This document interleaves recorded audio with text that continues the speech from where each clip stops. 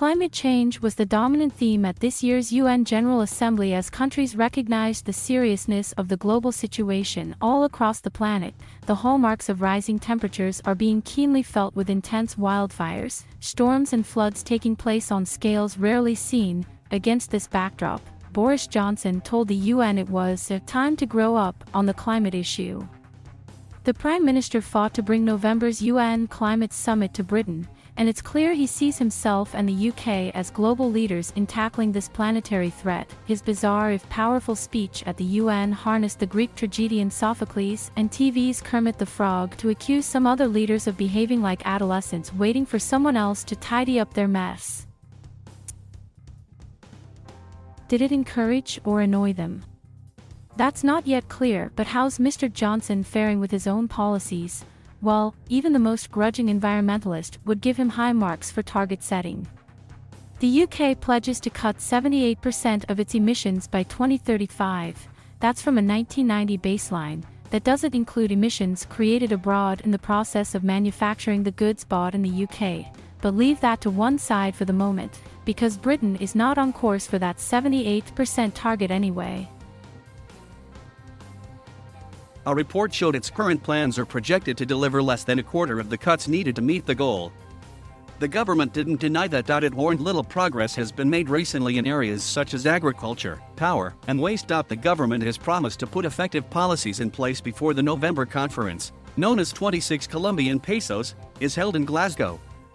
But it's had policy rows over gas boilers, farm subsidies, aviation, and especially over how the zero-carbon revolution will be funded.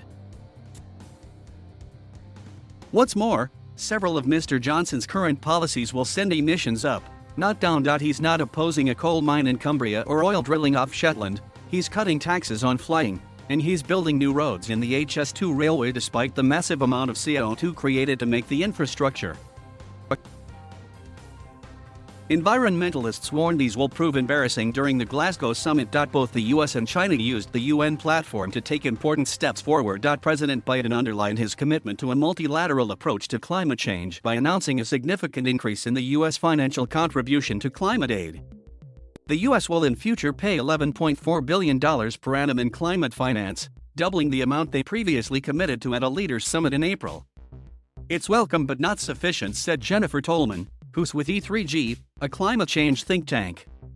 This still needs to get through Congress. And even if that happens, the doubling wouldn't actually be happening until 2024. The other big climate story was China's statement that it would not build any more coal plants overseas. It's the second year in a row that China's President Xi Jinping has used the forum to announce significant climate policy. While critics have pointed out that China was already in the process of slowing down these projects, there has been a general welcome for the step. China's overseas moratorium is a big deal, said Li Shuo from Greenpeace. Beijing has been the last man standing in supporting coal projects across the developing world. Its ban on these projects will significantly shape the global energy landscape in the years to come. There are still no details on what the new commitment will mean, or when it comes into force and what exactly it. But analysis suggests that it would result in the cancellation of 11 coal projects across 8 countries in Africa alone. While applauding the move, many experts said they wanted more clarity from China on reducing its domestic reliance on coal. China's dependence on coal is such that the country has increased its share of global coal-fired power generation to 53% in 2020. The main event is for China to pledge a major cut in its emissions now, in this decade, as US, EU and others have tweeted former US climate envoy Todd Stern. China counts for 27% of global CO2 emissions. No chance to keep 1.5°C alive unless China steps up for real, he wrote, referring to the key temperature threshold that scientists believe is the threshold of highly dangerous warming. Whisper it cautiously, but there were a few announcements at UNGA that suggest progress is being made. According to analysis carried out by E3G, some of the highlights included despite the cautious sense of progress at the UN meeting, some major questions remain. Many countries including China and India haven't yet submitted new carbon-cutting plans, as they are expected to do before the summit. Just as important, the developed world is still scrambling to come up with the $100 billion per annum that's meant to flow to the developing world from 2020.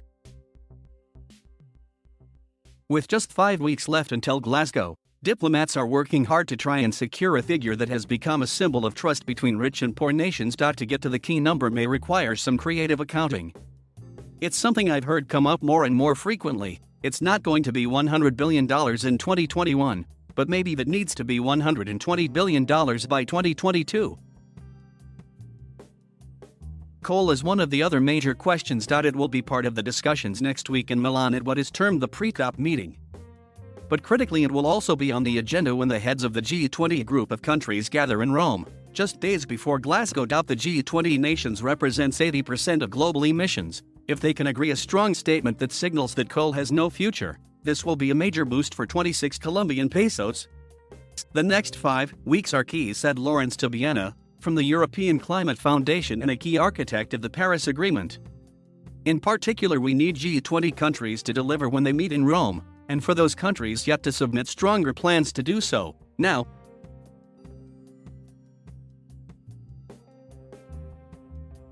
Thank you for watching.